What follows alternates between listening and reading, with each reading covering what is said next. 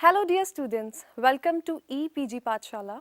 I am Rimalpreet Kaur, Assistant Professor, Khalsa College of Education, Ranjit Avenue, Amritsar. Today we are going to discuss about decentralization, local management and governance in education.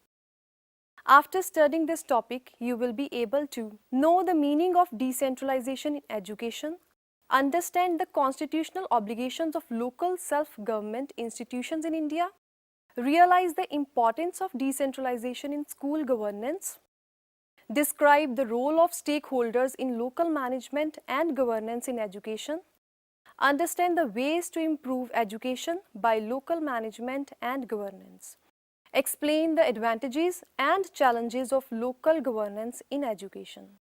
Students, as we know that policymakers, educators and others involved in education are seeking ways to utilize limited resources efficiently and effectively in order to identify and solve problems in the education sector and to provide quality education for children. Their efforts have contributed to realize the significance and benefits of community participation in education and have recognized community participation as one of the strategies to improve educational access and quality.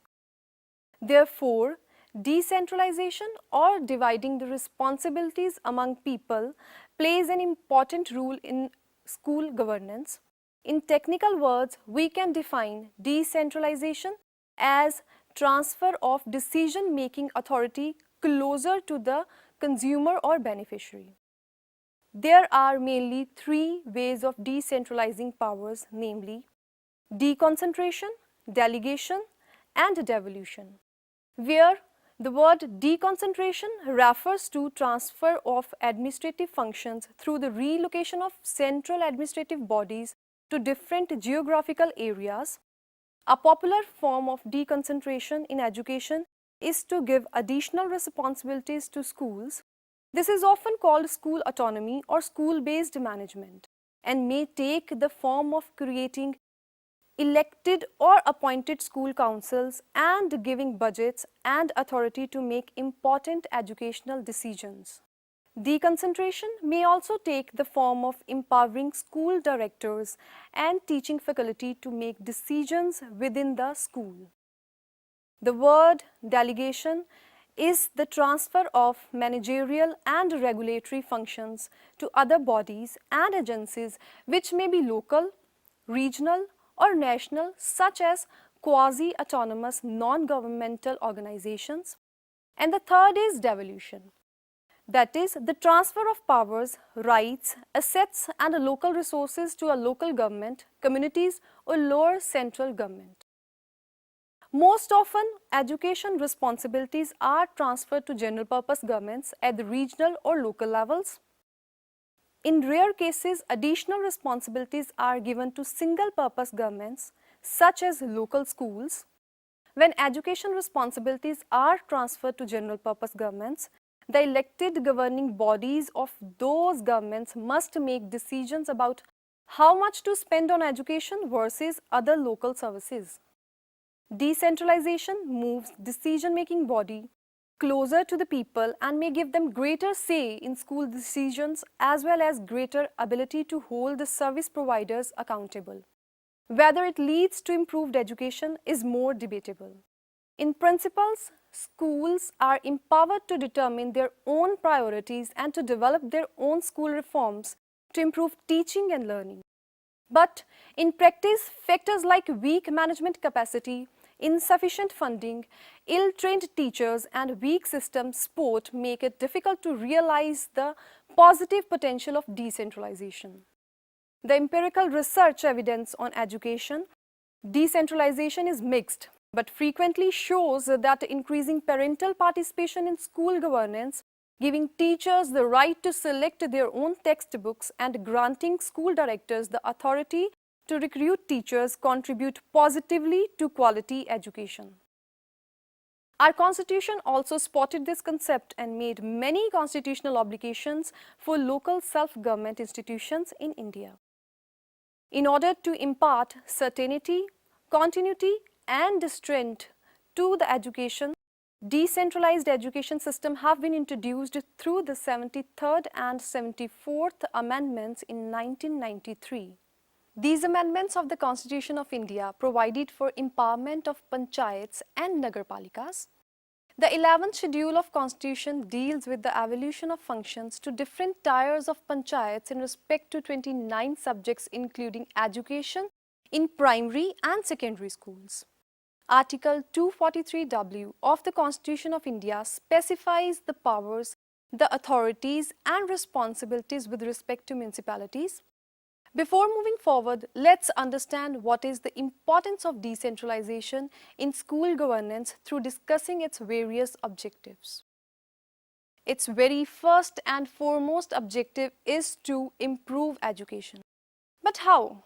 Let me tell you, we can improve education by increasing the amount of inputs to schooling, increasing the relevance of programs, improving the quality of inputs to schooling, increasing the innovativeness of the programs, increasing the range of options available to students, reducing inequalities in access to quality education, increasing learning outcomes.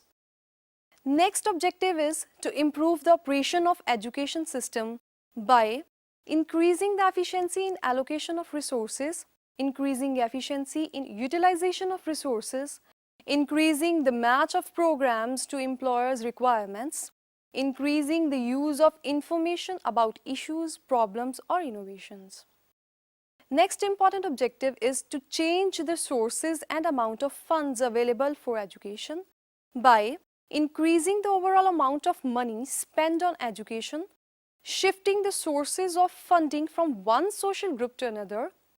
Another objective is to give benefit to the local government by increasing revenues for education available to local government, increasing the capacity of local governments, improving the responsiveness of central government to local government requirements, redistributing political powers and weakening factors at the center in favor of those outside the center. Still another is to give benefit to the central government by relieving the central government of external political problems, relieving the central government of internal bureaucratic headaches, relieving the central government of financial burdens, increasing the political legitimacy of central government, reducing corruption at the national level. So these were the main objectives. Now, moving forward, we will try to understand how decentralization is being implemented at school levels. Like other education reforms, decentralization can result in political winners and losers. The potential winners are those gaining new decision-making powers, while the potential losers are those losing powers. Two of the potential losers, civil servants and teacher unions, are sufficiently powerful that they can effectively stop decentralization processes. The civil servants working in education ministries have perhaps the most to lose because some of the jobs become useless and their power to influence the allocation of resources may be diminished.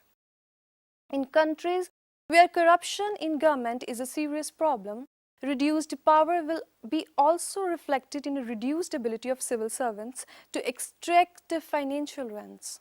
The leaders of national teacher unions also lose power to the extent the salary negotiation, teacher recruitment and teacher promotion are moved from national to lower levels of government.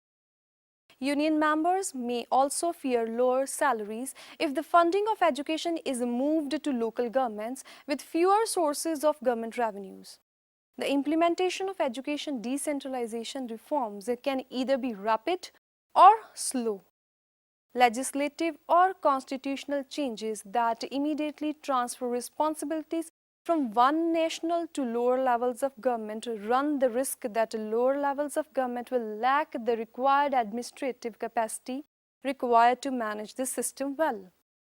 The result may be disruption in the delivery of schooling to children that adversely affects their learning, at least for a time.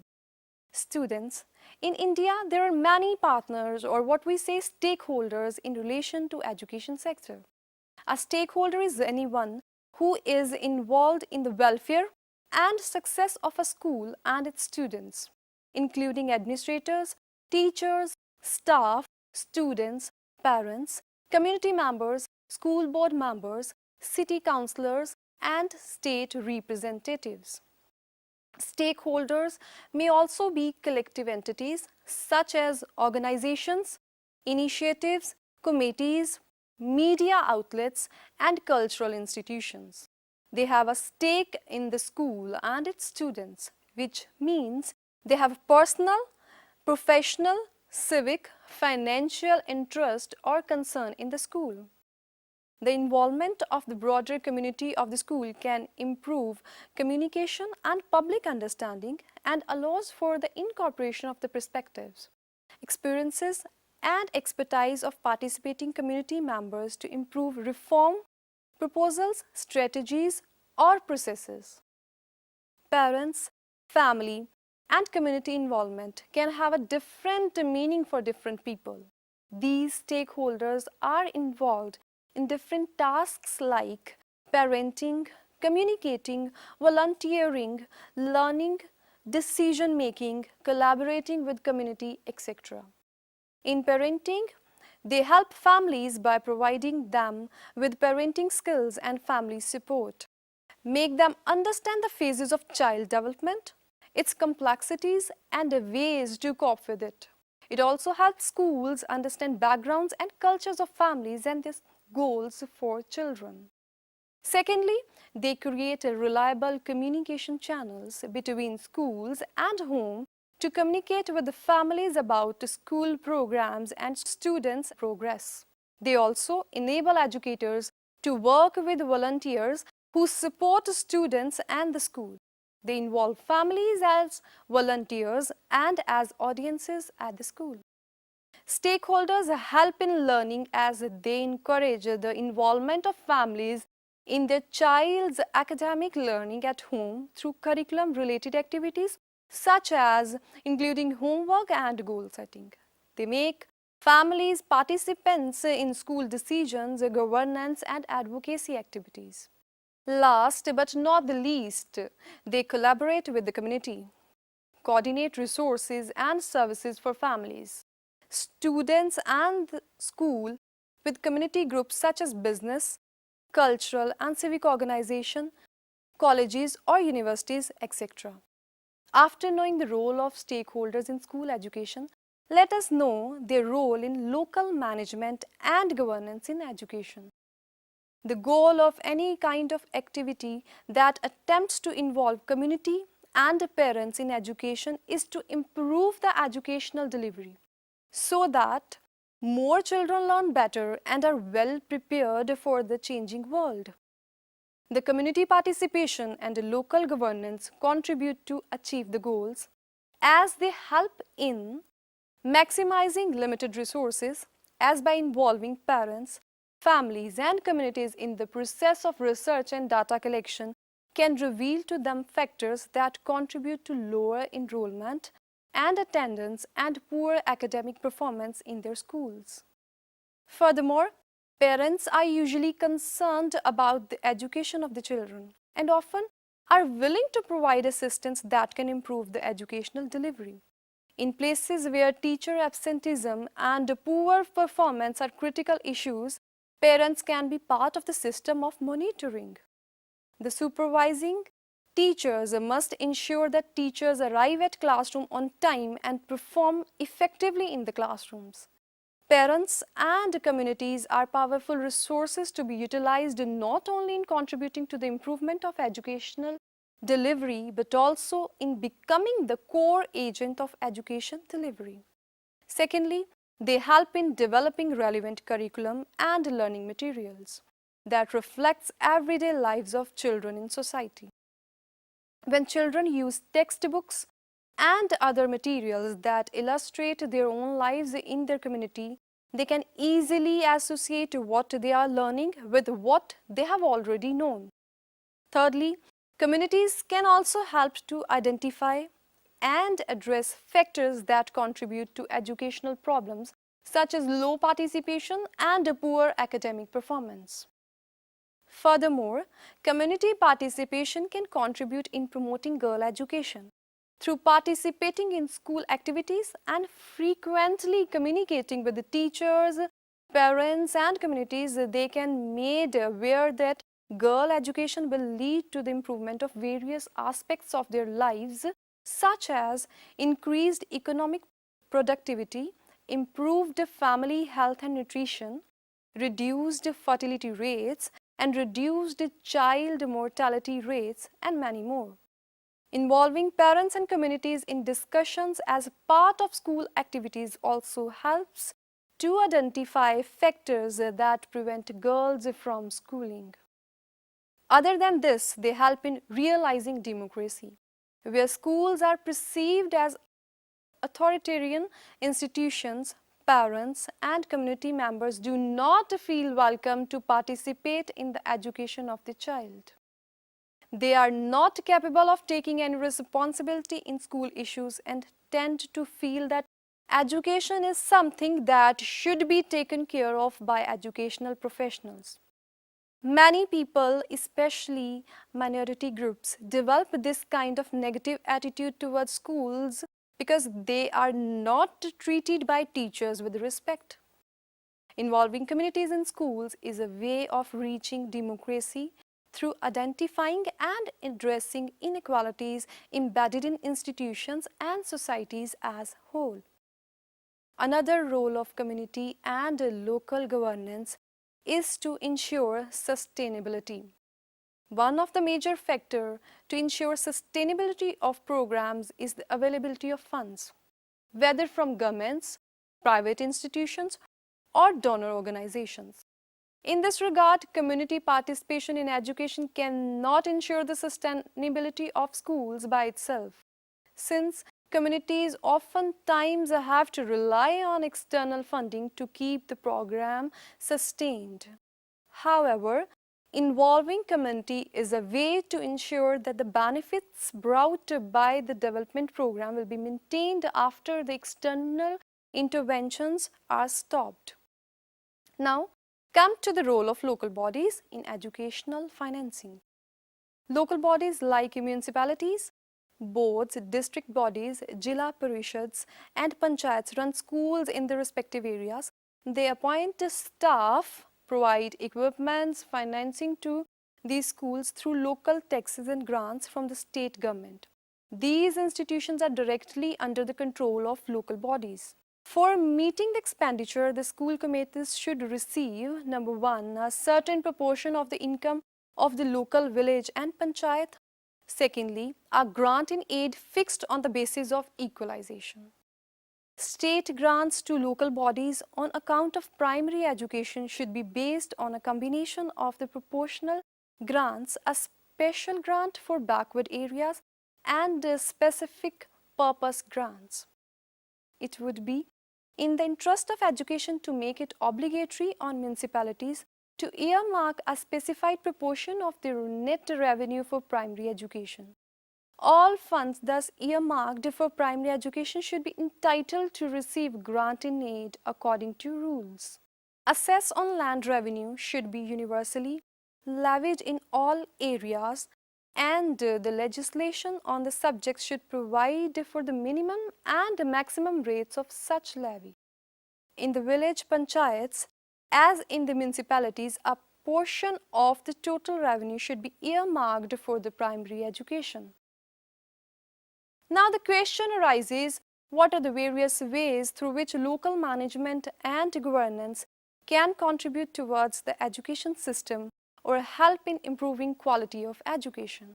Well, community participation and local governance can contribute in a number of ways, like they help in advocating enrollment and educational benefits, boosting morale of school staff, raising money for schools, ensuring students' regular attendance and completion, constructing, repairing and improving school facilities, contributing in labor, materials, lands and funds, recruiting and supporting teachers, making decisions about school locations and schedules, monitoring and following up on teacher attendance and performance, forming village education committees to manage schools, actively attending school meetings to learn about children's learning progress and classroom behavior, providing skill instruction and local culture information, helping children with studying,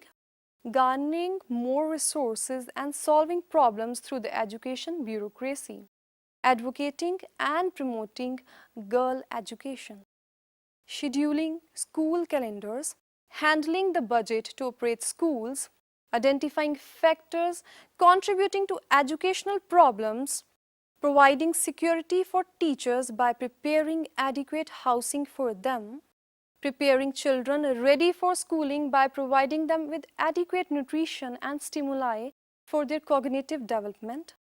Now let us discuss the main advantages of local governance in education. Number 1. The local self-government solves the problems of rural people at the grassroots level. This strengthens democracy. The typical needs of a particular village are well attended by this system of government. The state government remains so much busy with the multifarious functions that it seldom gets time to attend to the basic problems of different rural areas.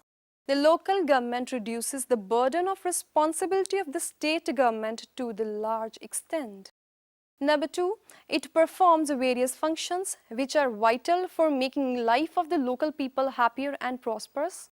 The various needs of the rural areas such as construction and maintenance of roads, availability of water, construction of schools, education facilities, improving in agriculture, etc. are taken care of the local self-government. Moreover, it encourages local leadership. The problem of particular rural area can be best attended by the members of the panchayats.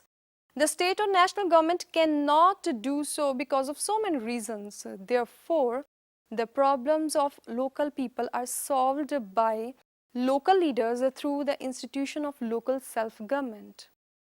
The real improvement in the social and economic conditions of people can happen only through the intentional participation in the developmental plans and programs. Local governance acts as a training ground for citizenship. The local people are motivated to confront and solve their problems of their own. They become less dependent upon other external agencies. It creates confidence among the local leaders at the grassroots level. These leaders put their best foot forward.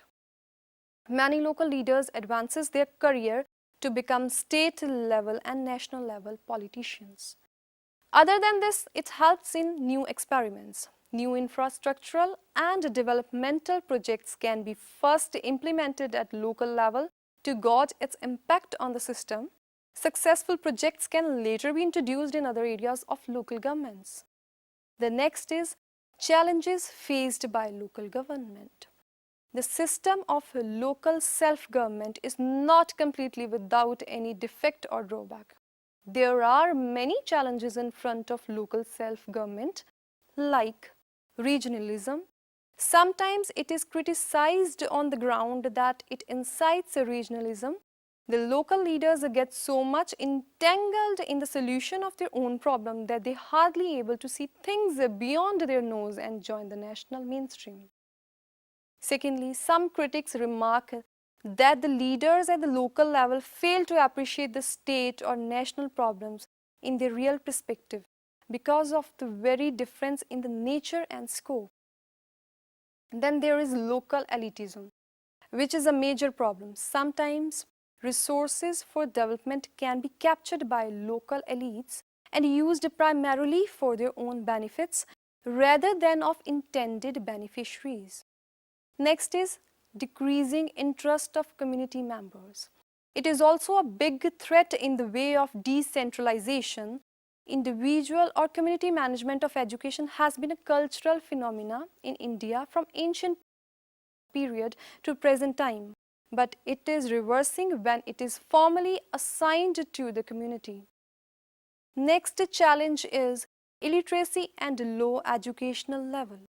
Illiteracy and low educational level have cumulative impact on the actualization of the decentralization, illiteracy bars the flow of information to some definite section of the community and makes them unaware about their roles, rights, and responsibilities. Another is lack of interest on the part of political leaders and bureaucrats. These groups are never try seriously to include all sections of the society in the management of the education. Some socially and economically deprived groups dare not to raise their voices and communicate their educational needs. Last but not the least, there is dearth of human resources fit for the work, which is also a major problem. Education sector is deprived of the administrative leaders who have first-hand experience of the system as well as interest to improve the system. It needs a self-motivated personnel who can realize the existing policies like decentralized management and can conceive innovative plans and strategies to implement them. Well, at the end, we can conclude community participation itself is not a goal in education delivery, not a solution to solve complicated issues contributing to poor educational quality in both developing and developed countries. It is a process that facilitates the realization of improving educational quality and the promotion of democracy with society. Political leaders and bureaucrats used to maintain secrecy regarding public rights and their roles in the systems. The need of the hour is to involve communities in various stages, that is, while preparation, implementation, and evaluation. Communities are also expected to develop and strengthen these capacities so that they can contribute more in the governance and management of education. In this sense, the state job is to facilitate the process, providing communities with the necessary knowledge and skills, and making sure communication takes place effectively among different stakeholders, including parents, community members, teachers, and government officials. As the recognition of community participation increases, careful examination of its exercises becomes more important. Thank you.